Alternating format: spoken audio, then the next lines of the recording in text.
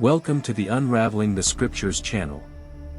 The Bible is a book filled with mysteries and curiosities that trace back to the ancient divine creation of God, narrated in its early chapters, including the formation of the first man and woman on earth. Additionally, this sacred book explores the events related to the first children of Adam and Eve, with the firstborn named Cain, the second Abel, and later, after the tragedy involving Cain and Abel, a third son named Seth was born. However, the question that arises is, what became of Cain's descendants? Where are their descendants today on our planet? It is precisely this enigma that I address in this video. So, I invite you to join me in this exploration. If you're intrigued by this topic, please leave a like and share this content with friends and family interested in deepening their knowledge of scriptures and biblical genealogies. Watch the video until the end to discover, where are and who are the descendants of Cain today. Adam met his wife, Eve, who conceived and gave birth to a son they called Cain, the couple's firstborn. Later, Eve said, "I have received a son from the Lord," and they named the second son Abel. Abel dedicated himself to sheep farming, while Cain became involved in agriculture.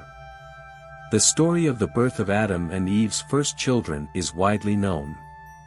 However, the book of Hebrews, in chapter 11, an ancient Semitic Jewish tradition bring forth a fascinating curiosity about Abel and Cain. According to Hebrews 11, starting from verse 4, we find the following account. By faith, Abel offered God a better sacrifice than Cain, showing his righteousness, and God approved of his offerings.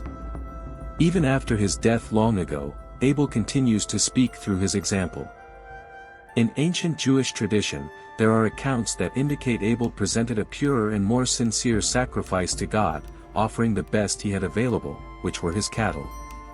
Since Abel was a shepherd of sheep, he chose the best animal from his flock and offered it as a sacrifice to God.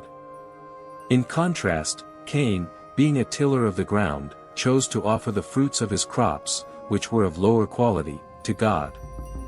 God, on the other hand, was more pleased with Abel's sincere heart, who gave his best, choosing the best animal from his flock as a sacrifice. This demonstrated the difference in attitude and intention behind both brothers' offerings, and God favored the more sincere and generous offering of Abel. Scriptures and ancient Jewish traditions suggest that, out of frustration and anger at God not approving his sacrifice, Cain ultimately committed the shocking and mysterious act of killing his own brother.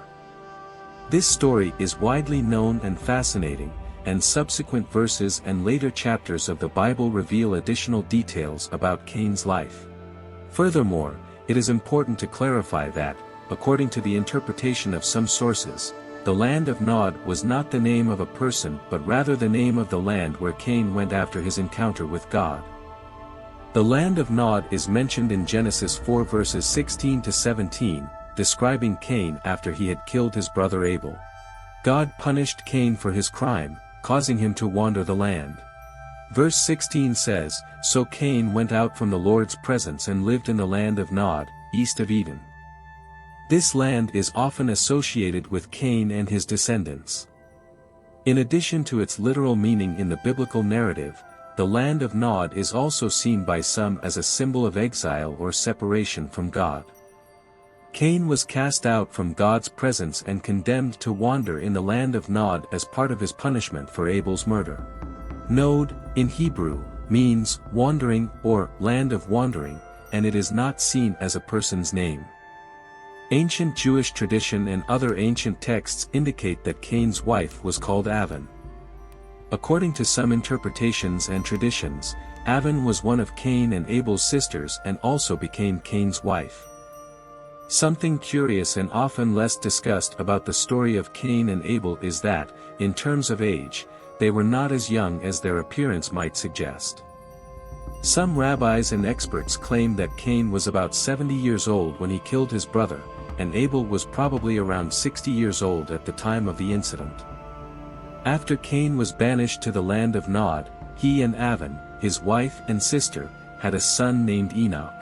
It's important to note that this Enoch should not be confused with the Enoch from Seth's lineage, who is a different figure in the Bible.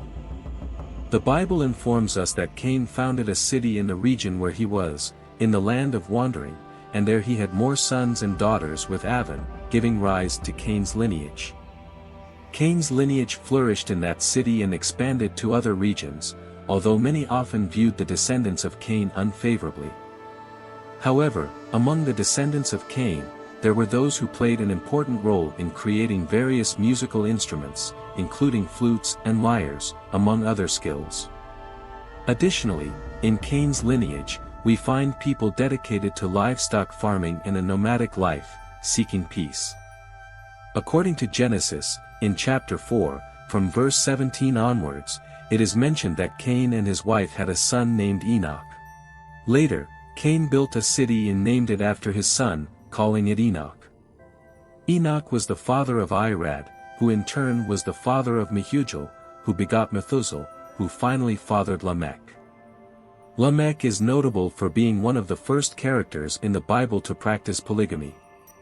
He married 2 women, Ada and Zillah, and composed a poem for them recorded in the Bible, in which he speaks of committing homicide in self-defense and his revenge against those who harmed him.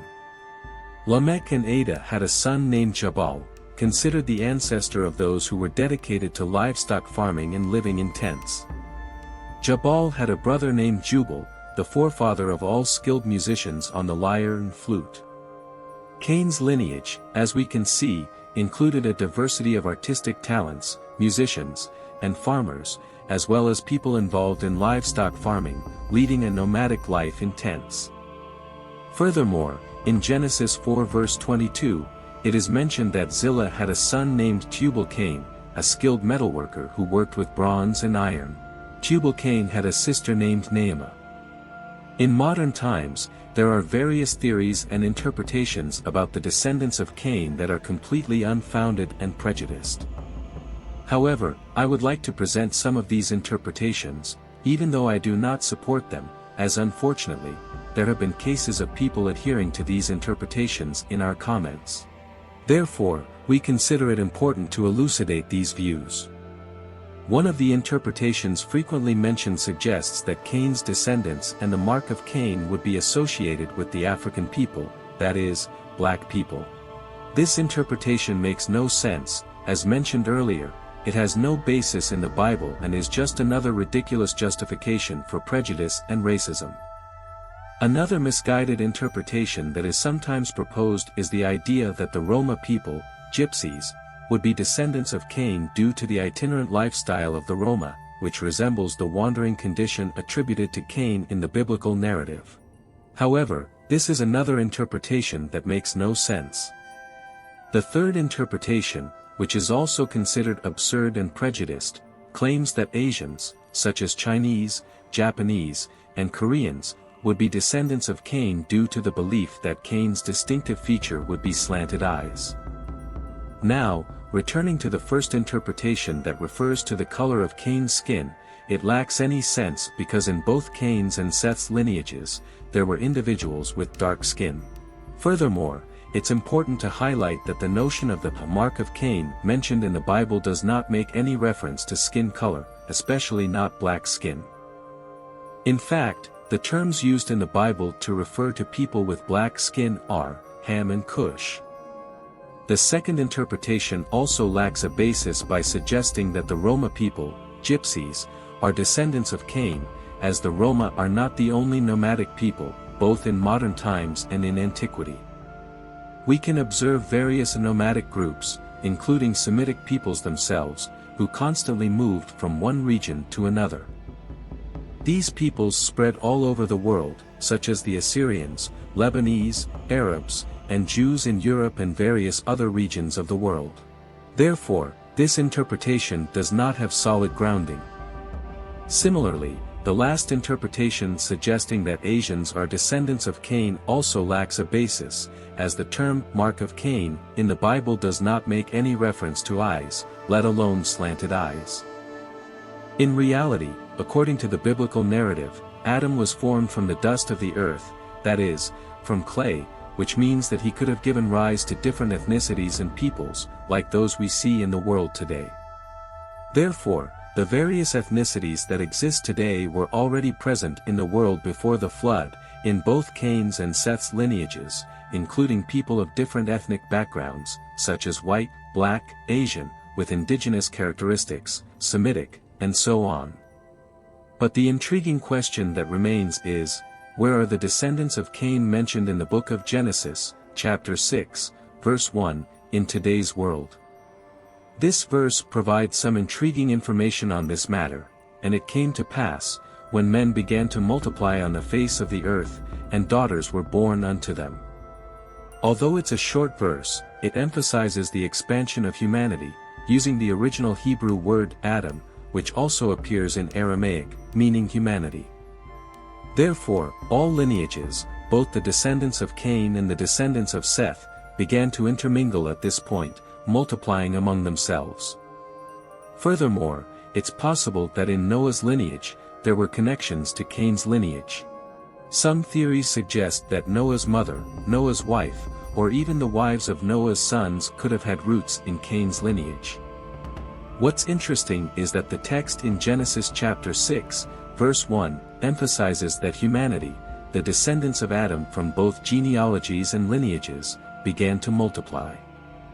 This means they started to intermingle, that is, have relations with each other. It was then that many daughters were born, representing the descendants of Cain that persist to this day, flowing in the veins of all people. We are all descendants of both Seth and Cain because these lineages intermingled.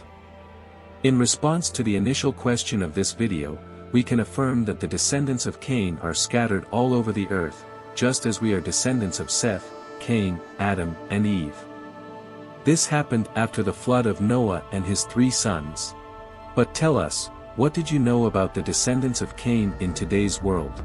Were you aware of some of the absurd theories about Cain's descendants? Thank you very much to all who watched the video up to this point. May God bless you. See you soon.